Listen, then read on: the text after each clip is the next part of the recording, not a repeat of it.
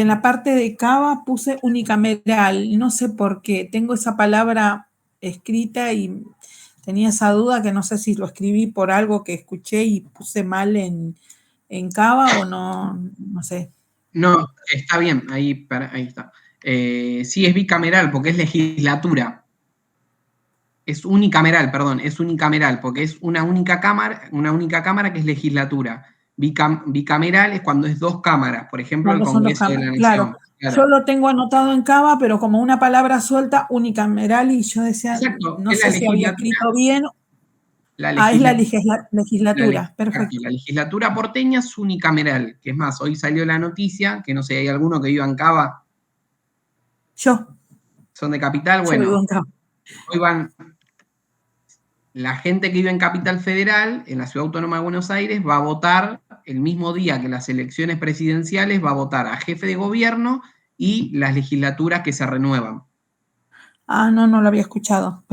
Hoy salió la Pero, noticia que antes tenían elecciones aparte, otro día, así que van a tener todo junto ahora. ah, Calculo que ya están todos, no sé por qué no había visto cuánto había, porque estaba con lo de la presentación, así que ahora arrancamos.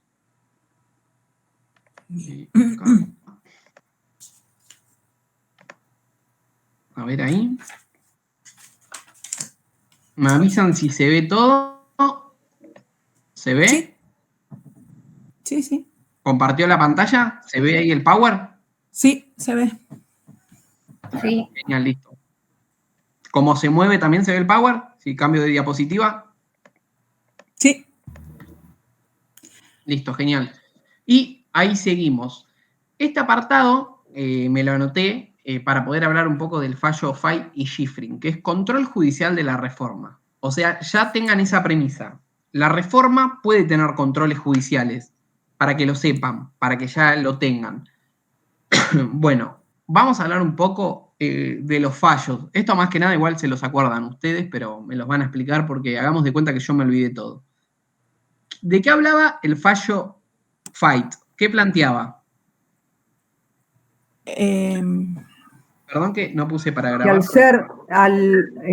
Lo voy a explicar con mis palabras, que al ser un derecho adquirido, porque... Para que pongo ya para grabar, así de paso escuchan los compañeros la clase. Bueno, en esta segunda parte vamos a ver control judicial de la reforma y estamos hablando un poco del fallo Fight. Sí, coméntame, ¿qué era el fallo Fight? ¿Qué pasaba en el fallo Fight? Que él solicitaba permanecer en su cargo porque consideraba que había ingresado antes de la reforma de la Constitución. Exacto. O sea que tenía un derecho adquirido y solicitaba que se respetara eso. Vamos por partes, así también participan los demás. ¿Un derecho adquirido de qué tenía él? ¿Cuál era la problemática en cuestión? Que no tenía límite para permanecer en el cargo independientemente de la edad que tuviese. Exacto, pero siempre volvamos. Con la reforma del 94, a él pensaba que se le vulneraban los derechos en el artículo 99, creo que era, inciso... La periodicidad de los cargos. Exacto, porque tenía que llegar a los 75, en el 94 se hizo la reforma, pero tenía que llegar a los 75 y cada 5 años tenía que renovarse. Demostrar su idoneidad, se dice, ¿no? Exacto. Sí. Y él consideraba que se estaba vulnerando sus derechos porque él ya estaba antes de la reforma de la Constitución. Entonces hizo como juicio, me parece. Volvamos. Antes de ir siempre al conflicto, ustedes siempre plantéense los hechos. ¿Qué es lo primero que pasa? Fay estaba pasado de la edad, primero se reforma la Constitución. La Constitución, una vez que se reforma, ¿qué dice sobre los jueces? Vamos paso a paso, como si hiciéramos una línea de tiempo, así entendemos todos el fallo, porque capaz hubo gente que no lo leyó. Que una vez que lleguen a 75 años, tenían que ser reelegidos nuevamente por el Poder Ejecutivo con el acuerdo del Senado cada 5 años. Muy bien. Y en ese acuerdo del Senado cada 5 años, ¿el aval de quién tiene que tener? Del Ejecutivo. del Poder Ejecutivo y del Congreso. Sin el Congreso, acuérdense que los jueces no pueden ser aprobados. Tenía que tener entonces el acuerdo del Senado y ese nombramiento del presidente de la Nación, del Ejecutivo. Y no lo lograban, se tenían que jubilar. Bueno, a Fait, lo que explicaron ustedes, ¿qué le pasaba a Fait entonces, después de la reforma? Estaba en una edad que él tenía que ver si estaba pasado de años. Exacto, estaba pasado de años y tenía que ver si renovaba o no. Y entonces, ¿qué plantea él? ¿Qué es lo que dice? Que se le vulneró los derechos. Tenía los derechos. Exacto. Que era inconstitucional, exacto. ¿Qué es lo que él dice puntualmente que ve que también es lo que toma la Corte? Que ve que la reforma constitucional fue por encima de ¿qué? ¿De qué garantía? De la inamovilidad de los jueces. Exacto. Tanto la Corte Suprema como Fait lo que plantean es eso, que es inconstitucional porque se va en contra de la garantía de inmovilidad de los jueces. Plantean que se pasa de los límites, que la Convención se fue de los límites que tenía. Es eso lo que plantean. Y hablan puntualmente del artículo también 110, que habla sobre que los jueces van a conservar su empleo mientras dure su buena conducta. Lo argumentó con eso. Sí. Una vez que se plantó esto, ¿qué fallaron los jueces? ¿A favor de quién? ¿De Fait? ¿En contra? De Fait. ¿Basándose en qué? Que se había excedido. Exacto, plantean que se habían ido de sus límites. ¿Y qué declaran del artículo ese en cuestión? De ese artículo 4. Que era inconstitucional. Sí, se declara la nulidad de la cláusula. El artículo no, solamente de la cláusula, o sea, del inciso. De ese punto que estaba en colisión, de ese punto se declaró nulo. Como que no va a regir más. ¿Para quién? Para Fait. Solamente, ¿por qué? ¿Cómo se llama ese principio? A ver si se acuerdan. El de progresividad. ¿Cómo? El de progresividad, no. No, eso es lo de la Constitución, que siempre que se reforma tiene que ser de manera progresiva y nunca se tiene que reformar para atrás. Cuando hablamos de un conflicto, ¿qué es? ¿Entre quién es? En este caso, entre el Estado y el... Exacto, ¿cómo se llama entre eso? Dos personas. Entre partes, muy bien. Siempre es contrapartes, o sea que esto solamente va a ser para Fait, no es que para todos los jueces aplica. ¿Se entiende? Se declaró la nulidad de esta cláusula argumentando que se habían excedido de los límites, que el constituyente había pasado por encima, que esto no estaba en los núcleos de coincidencias básicas, el tema de la inmovilidad de los jueces. Hasta ahí tenemos, falló a favor de Fait. Y el otro caso que vimos es Schifrin. ¿Qué pasa en Schifrin? Dicen todo lo contrario. Exacto, ¿por qué? Porque dicen que en realidad no se había excedido. Muy bien. Reforma. Está bien. Dice que no se excede. ¿Y por qué? ¿Qué es los puntos que destaca? ¿Por qué dice que no se excede? Porque la inamovilidad de los jueces en realidad no se había tocado, solamente se había puesto como condición que a los 75 años vuelvan a ser reelectos. Exacto, muy bien, excelente. Y ahí vemos cómo también se argumenta un poco, que acá yo se lo puse para que lo tengan en cuenta, que no se vulneró ese principio de independencia judicial. La inmovilidad de los jueces sigue. Lo que se modificó fue solamente una parte del procedimiento, por así decirlo. O sea, la forma republicana, esa división de poderes, esa esencia de la inmovilidad de los jueces, todavía sigue, no importa. Solamente lo que se hizo fue modificar un pedacito del proceso, por así decirlo, no la garantía en general. Así que sí, acuérdense esas dos posturas. Y también lo que pasó es que cambió la composición de la Corte. Tengan en cuenta que el fallo de Schifrin se define en el 2017, con una Corte totalmente nueva a comparación de la que falló en Fait. O sea, por ese fallo de Fait estuvo hasta su cargo hasta los 98 años y se murió a los 98 años de edad estando en el cargo. Acá tengo, profe, una duda entonces. Sí. No es que entonces el segundo juez a quien no se le dio lugar no venía desde la época de Fait, es una nueva corte. No, no. La cosa es así. El juez está desde el 1988 en La Plata. Lo que cambió fue el año en el que se decidió el fallo. El de Fite, no me acuerdo bien el año, pero el de Schifrin es en el año 2017, o sea que se falló mucho después. 99. Fite presenta el caso en el año 99 y el de Schifrin recién en 2017 se define. O sea, cambió la composición de la corte, hasta se agrandó la corte, porque en el año 2005 pasaron de 3 jueces a 5, para que te des una idea. En el medio cambió hasta la composición y la cantidad de gente que integraba la corte. Sí, igual la profe lo que había dicho era que había un tiempo estimado para poder solicitar esto. Exacto. Pero viene de la época de Fite. Sí, él en 1988 ya era juez de La Plata, Schifrin. Es más, tengan en cuenta también esto. La composición de la corte es importante por el contexto en el que falla uno u otro. Un año antes, estuvo el fallo de Hayton de Nolasco, que fallaron con el mismo criterio del caso Fite, y meses después lo cambiaron y fallaron con otro criterio en Schifrin. Por eso acuérdense que siempre es entre las partes. O sea, que si es entre las partes, lo que se decida solamente va a fallar en ese caso.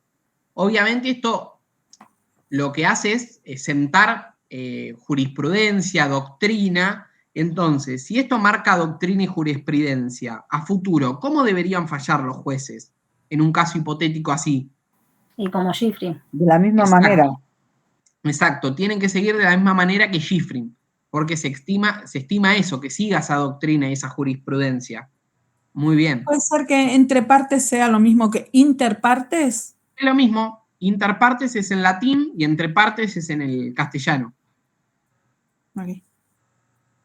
Y acá vamos ya con lo último que vimos en la clase pasada. Yo acá no entré en tecnicismo, no entré en cosas teóricas. Lo vamos a ver muy por arriba para poder hacer un caso práctico y que ustedes sepan cómo se desarrolla un caso práctico. ¿Ustedes se imaginan cómo se puede llevar a cabo un caso práctico con todo esto que vimos? ¿Se imaginan en qué entra todo esto que vimos?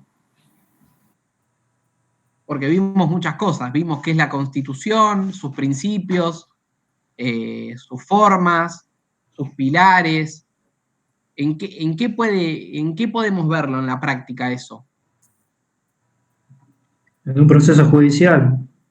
Además, sí, pero podemos ver cómo en un conflicto todo eso se ve en coalición. Ahora lo vamos a ver en un casito práctico, así se van tranquilos y ya tienen una noción. Bueno, cuando hablamos de supremacía constitucional, ¿qué es la supremacía constitucional? A ver si alguien sabe. Es más, lo explican diciendo qué es la Constitución Nacional. ¿Qué es la Constitución Nacional? La ley suprema. La ley suprema. Entonces, ¿qué significa la supremacía constitucional? Que la Constitución es la ley, es la ley suprema, es nuestro máximo ordenamiento jurídico. Exacto, es la que rige todo el ordenamiento jurídico. O sea, en palabras en criollo, la Constitución es lo supremo, es lo que manda. Pero, ¿qué pasó en el año 1994 tras la reforma? ¿Qué fue lo que pasó? Se incorporaron los instrumentos internacionales de derechos humanos y junto a la Constitución forman el bloque de constitucionalidad. Exacto. Los que tienen jerarquía. Exacto. ¿Y eso qué hace? Una vez que se incorporaron esos 13 tratados, ¿qué hacen? O sea, ahora... el bloque constitucional. Exacto, pero si lo ubicamos en una pirámide, ¿dónde estaría cada una? Están en la cúspide juntos.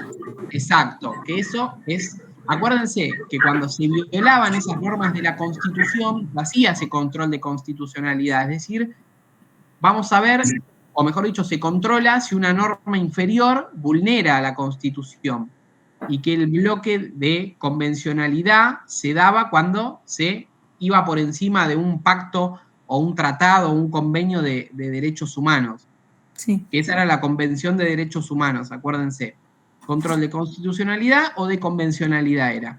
Y ahora lo vamos a hacer acá, para que vean la pirámide. Como vimos, la Constitución Nacional y los tratados van arriba de todo. O sea, que esos son lo máximo, que no se puede pasar por ahí.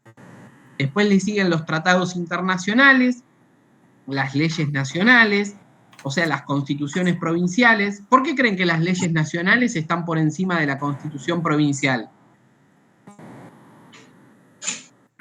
Porque abarcan a toda la nación. Exacto. ¿Y cómo se llamaba eso? Subordinación. Exacto, es la subordinación. Muy bien. ¿Ven cómo se va mechando todo ahora?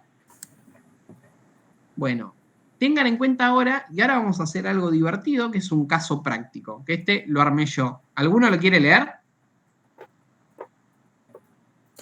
El presidente Alberto Fernández, a través del decreto de necesidad y urgencia DNU 3210 de 32, dispuso ante la reducción de casos de COVID-19 la finalización de aislamiento social preventivo y obligatorio. Vamos por parte. Hasta ahí sabemos que el presidente de la Nación decretó un decreto de necesidad y urgencia. Vamos por parte, ya tenemos un decreto. Sí, seguí. En el artículo 2 de dicho DNU se establece que las provincias que vuelvan a tomar algún tipo de medida restrictiva serán sancionados con multas económicas y una intervención federal por ir en contra del orden institucional. Mientras tanto, en la misma semana que se da el anuncio, la provincia de Formosa decidió restringir el ingreso a la provincia tras detectar casos sospechosos de coronavirus. Esto lo dispuso el gobierno provincial después de detectar un caso en el territorio formoseño, que se trata de un joven que viajó desde Buenos Aires y presentó síntomas atípicos. Por esta situación, el gobierno local informó que, atento a la actual situación, se suspende el ingreso a la provincia de Formosa hasta tanto finalice la implementación del protocolo de bloqueo y control correspondiente. Tras este caso, el Ministerio de Salud de la Nación realizó un comunicado demostrando su descontento y no adhiriendo con la decisión de la provincia de Formosa, en el cual detalló las consecuencias que sufriría por no acatar la norma dictada por el Ejecutivo. Hasta ahí. Volvamos. A ver, hagamos un análisis entre todos del caso. Hasta ahora tenemos una norma. ¿Cuál es la norma que aparece? El DNU. Concepto de pandemia. Exacto, hasta ahí tenemos el DNU. ¿Qué es lo que dice el DNU? Que se finalizaba el aislamiento. El aislamiento, hasta ahí. Ya separamos. Tenemos un DNU que nos dice algo, que se tiene que suspender o finalizar el aislamiento. Muy bien. Después, ese dicho DNU va a presentar un artículo. ¿Qué establece ese artículo? Que la provincia que no lo cumpla va a recibir sanciones. Va a tener multas y va a poder tener una intervención federal porque van en contra del orden institucional, o sea, no están respetando ese orden institucional las provincias. ¿Y qué hace la provincia de Formosa sabiendo todo esto? Restringe la provincia. Restringe igual, claro, va en contra, dijeron. Aprovecharon y dijeron, yo acá cierro, que no me pase de vuelta una pandemia. Muy bien. Y a todo esto cerró, bloqueó, y el Ministerio de Salud también, que es a nivel nacional, ¿qué es lo que dice? Se muestra en contra de lo que hace la provincia y habla y detalla las sanciones que se pueden llevar a cabo. Hasta ahí es el caso. ¿Lo entendieron todos? ¿Alguno no lo entendió? Perfecto. Está claro el caso, ¿no? Sí. Bueno, ahora yo les había hecho unas preguntitas, pero vamos a hacer más. Yo les puse, teniendo en cuenta la clase, ¿la provincia puede ir en contra del DNU dictado por el presidente? ¿La provincia puede ir en contra del DNU? Es un decreto. ¿Puede ir en contra del decreto? No. Para mí no, pero no. Yo creo que ¿Sí o sí, no? porque se prioriza la salud. Vamos por parte. Vamos los que dicen que sí, argumenten por qué. Primero los que dicen que sí. ¿Por qué la provincia puede ir en contra de este DNU dictado por el presidente? Yo creo. Porque al registrar nuevos casos, la provincia toma como medida priorizar la salud. Está bien. Sería porque es autónoma y también toma sus decisiones. Lo que pasa que al ser un DNU no sé hasta dónde sería el... Vamos por parte. Hasta ahora, de todo lo que vimos, acuérdense todo lo que vimos. Las provincias pueden dictar sus propias constituciones, pueden administrar su justicia, pueden administrar sus instituciones, deben respetar la Constitución Nacional, etc. Acuérdense todo lo que vimos, todo lo pueden justificar acá. Claro, pero un DNU es algo del Poder Ejecutivo y está arriba de lo que son las leyes provinciales. O sea, que pienso que deben acatar la disposición del DNU. ¿Volvemos a la pirámide? Si vamos por lo que estuvimos viendo, ¿no? ¿Volvemos Sí, pero la provincia no puede, no sé, tipo, ¿cómo es esto? No, porque hay un principio básico de derecho, o sea, la provincia Pero prioriza el derecho a declarar la la salud. inconstitucionalidad de ese DNU, Lo que pasa que o sea, las presentarse, leyes provinciales están más abajo de lo que está la Constitución y las leyes pero federales pueden declarar, de la provincial. pero pueden presentarse para que se declare inconstitucional. Vamos de a uno. A ver, ¿quién dice que, supongamos que, está bien, ustedes dicen que la provincia entonces no puede ir en contra, dicen ustedes, que no puede ir en contra. Para mí... No, yo digo que sí, para mí sí, en este caso sí. Sos Brian, ¿no? Para mí sí, también. Está bien, Para mí también. está bien, Brian y Lucía dicen que sí, está bien. Dejemos ahí el sí y después lo pulimos. Ahora vamos con los para que mí dicen. también. ¿Quién dice que no? Ah, no. ¿Hay alguno que piense que no? ¿Se podría entonces el Estado intervenir a Formosa por no cumplir el orden institucional, por no respetar su DNU? ¿Puede? No. ¿No? ¿No puede? Sí que puede. O sea, sí puede. O sea, sí puede, pero No está por encima de la... Soy malo. Lo que pasa es que acá lo ponemos en un contexto del caso, que uno dice no porque fue por tema de salud, pero en temas generales el Estado sí puede intervenir la provincia por no cumplir. puede intervenirla, pero creo que se defiende declarando inconstitucional ese DNU para esa provincia. Ahí creo que lo dijo, no me acuerdo de los nombres, Mari. Bartalini, me acuerdo del apellido, pero no me acuerdo no. Micaela, ahí está, no me acordaba de Micaela, ahí está. Sí. Lo que dijo Micaela va por ahí. ¿Qué dijo Micaela recién que me gustó lo que dijo? Yo dije que en términos generales el Estado sí puede intervenir la provincia por no acatar una orden que se está dando, una ley o un decreto. No, bueno, acá... cuando dijiste lo del orden institucional ibas bien. Ahora, les puse un caso así a propósito, con términos, para que puedan pisar el palito y darse cuenta. Está complejo Yo dije que acá lo poníamos en el caso puntual de la provincia, porque estábamos hablando de un tema de salud, que, o sea, a mí me hace acordar al tema de la municipalidad de Arroyito. Bien, va por ahí. O sea, empecemos por ahí. Hay que hacer prevalecer un derecho sobre otro, en realidad. ¿Cómo se llamaba eso? ¿Se acuerdan? Poder de policía. Poder de policía. ¿Qué era el poder de policía? Cuando un derecho colisiona con otro.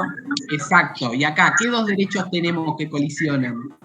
La autonomía de la provincia y el DNU que es dictado por el Poder Ejecutivo. ¿Y qué dice la Constitución Nacional sobre las provincias? Que conservan todo el poder no delegado del Estado Nacional. Está bien, pero ¿qué dicen? Que también tienen que...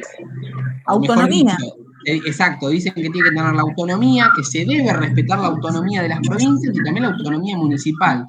Se debe respetar la autonomía ¿en qué áreas? Administración de justicia, administración a nivel económico, financiero, en sus instituciones, o sea, en sus instituciones se tienen que respetar. Acuérdense eso, en sus instituciones. Entonces, vamos a pulir todos el caso de vuelta. Tenemos un decreto para ustedes. Un decreto puede ir por encima de una ley provincial. Sí, para mí sí. Bueno, lamento informarles que no. No puede. No puede. Volvemos a la pirámide. Por eso decía que era un decreto. No es el Poder Ejecutivo, está arriba de una ley provincial. Un decreto es otro tipo de norma, no es una ley nacional emanada por el Congreso. Ay, es verdad. Segundo, supongamos que la dicta el Congreso de la Nación. ¿Las provincias pueden adherir o no a las leyes? No tienen la obligación de adherir. No tienen obligación. Pero igualmente tienen que cumplirla. Tienen que cumplir, muy bien. Y ahora, también vamos para resolverle un poco el caso este. Les hice un caso complejo para que piensen y vean cómo entra todo. ¿Se acuerdan cuando pasó en las clases, el fallo de las clases presenciales, el conflicto de Cava y Nación? Sí. El gobierno, que era lo que quería, que no haya clases, y la Ciudad Autónoma de Buenos Aires quería que haya clase. Sí. En su momento, ¿qué falló la Corte Suprema? ¿A favor de quién? ¿Del gobierno nacional o del gobierno de Cava? De Cava. De Cava. ¿Por qué? Porque Cava puede administrar sus instituciones. Ahí también van a ver un ejemplo del bien común. La provincia, o mejor dicho, el gobierno nacional quería cerrar, quería que no haya clases, o sea, quería que no se pueda brindar el derecho a la educación, el derecho a la educación para primordiar el derecho a la salud. Y Cava, todo lo contrario, primordió el derecho a la educación por encima del derecho a la salud, y la Corte en su momento falló a favor de Cava. ¿Por qué? Justamente manteniendo eso, avalando la autonomía de la Ciudad Autónoma de Buenos Aires. Exacto. En este caso, el presidente de la Nación dictó un DNU que se podía, se liberaba de esta pandemia, se finalizaba ese aislamiento, pero fíjense lo que dice el artículo 2. Se establece que las provincias que vuelvan a tomar algún tipo de medida restrictiva serán sancionadas con multas económicas y una intervención federal por ir en contra del orden institucional. ¿Por qué iría? ¿Por qué? O mejor dicho, ¿por qué se daría una intervención federal por solamente esto, por no respetar una norma? O sea, por cada norma que no se respeta habría que intervenir todas, ¿o no? ¿No es muy excesivo? ¿Qué piensan? Sí, es muy excesivo. Muy excesivo, ahí está. Entonces, ¿acá qué decimos entonces? Que tiene que primar ¿qué derecho? Derecho a la salud. Exacto, ¿la autonomía de quién entonces prima? De la provincia. La autonomía de la provincia, muy bien. ¿Por qué entonces prima la autonomía de la provincia? Porque la Constitución le da esa potestad. No sé si alguien levantó la mano o algo porque me suena. Ahí está. El que quiera, vuelvo a lo mismo. El que quiera hablar, hable, porque no puedo volver a cada rato porque si no también me pierdo. Así que hablen tranquilos. Creo que Fanny habría levantado. Se fue. Bueno, se fue. Abandonó el barco. Bueno, no importa. Tengan en cuenta esto. Acá también, y volvemos al ejemplo del caso del súper chino, acá hay una colisión de principios, hay una colisión de derechos. Es el derecho a la salud sobre el derecho de la libertad de circular, de libertades individuales. Y acá, ¿qué se prima? El derecho a la salud. ¿Por qué? Porque puede administrar la provincia esos recursos de ellos. ¿Se entiende? Sí. Sí. ¿Y el Ministerio de Salud pincha y corta en algo acá? No. Igual hace mención que viajó desde Buenos Aires, dice el texto. Sí. Yo creo que sí, que tiene que ver. Lo puse para despistar. Claro. Lo puse de malo para que piensen un poco, para si algunos se quedaban que el ministerio podría hacer algo. Que es lo mismo. O sea que, perdón, una pregunta. O sea que no es así cuando uno lee un caso hipotético, bueno, no sé, sí. Creo que no fue hipotético este caso, creo que lo escuché, no tomar tan literal o sea, no sé cómo explicarlo. Porque algo de eso leí también, como que no tomarlo tan literal o como tal, de tal... Bueno, este caso en particular tiene cosas verdaderas y cosas que no. Por ejemplo, el decreto no existió, es inventado. El informe del Ministerio de Salud tampoco existió, es inventado. Lo que sí pasó es que no dejaron entrar a una persona en la provincia de Formosa que había viajado de Buenos Aires. Y lo que pasó fue que como la persona era de Buenos Aires, le habían computado en las estadísticas el COVID a una persona de Buenos Aires y no de Formosa, no le dieron el caso a Formosa. Pero nada más fue eso.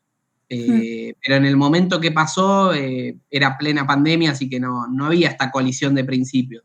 Recuerden esto, Formosa fue una de las provincias que más estuvo cerrada por más tiempo. Sí.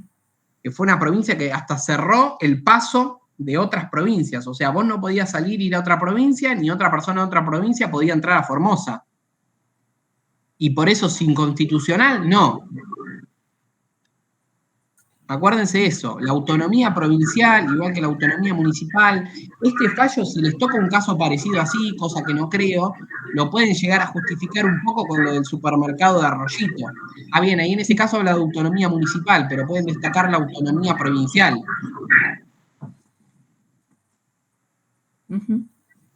Esperen que ahí ya cierro porque no, esta era la última filmina. Ahí está. Tenemos la presentación y ahí me veo, ahí está. ¿Les pareció complicado? No, estaba bueno. Está bueno, muy interesante para debatirlo. Les hizo pensar que no es todo tan igual como dice, ¿no? Estuvo muy bueno, la verdad que sí. Está bueno eso, hay que tener que no todos los casos van a ser iguales. Sí, ¿quién me hablaba? No, gracias, Gastón, genio.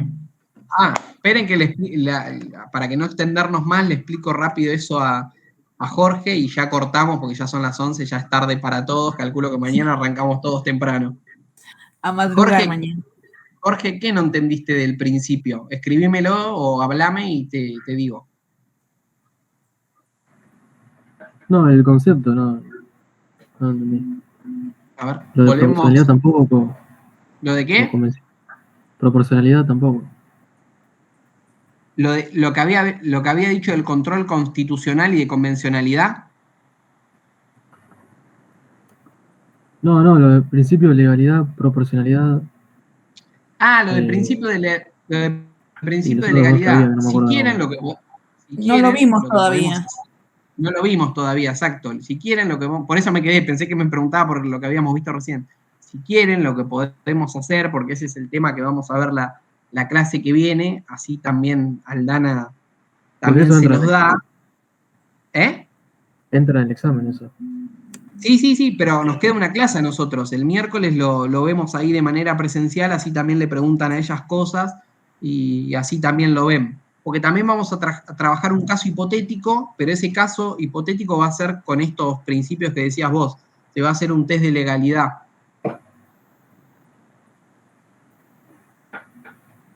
Okay. Si querés lo que podemos hacer, no es que no te quiera contestar, sino también para no extendernos, lo vemos directamente el miércoles. Lo vemos el miércoles entonces eso. Exacto, porque es un tema que vamos a ver el miércoles y ese lo explica Aldana, por así decirlo. Mi idea era más que nada presentarle así los temas a nivel general para que tengan una idea y sobre todo darles el casito, así comprenden cómo en la práctica se ve, porque a todo esto los conceptos abstractos, después ustedes para justificar esto, lo pueden justificar con todo, con subordinación, con participación, con coordinación, con la pirámide, con el principio de constitucionalidad, o sea, con todo lo que vimos, ustedes podían justificar ese caso. Sí. Para que se den una idea. Solamente había que pensarlo. Y obviamente fue un poco malo y les puse un caso un poquito complejo. Así que nada. Pero bueno, dejamos por hoy y el miércoles siguen con Aldana la última clase antes del parcial. Y de ahí ya vemos los últimos repasos. Capaz le quedó alguna duda o algo de hoy y lo vemos también el miércoles. Así no se extiende. Muchas gracias, Gastón. No, por favor, muy quedamos así entonces. Nos vemos la próxima clase. Excelente, gracias. Hasta el miércoles. Nos vemos hasta el miércoles. Espero que me hayan entendido y que les haya gustado.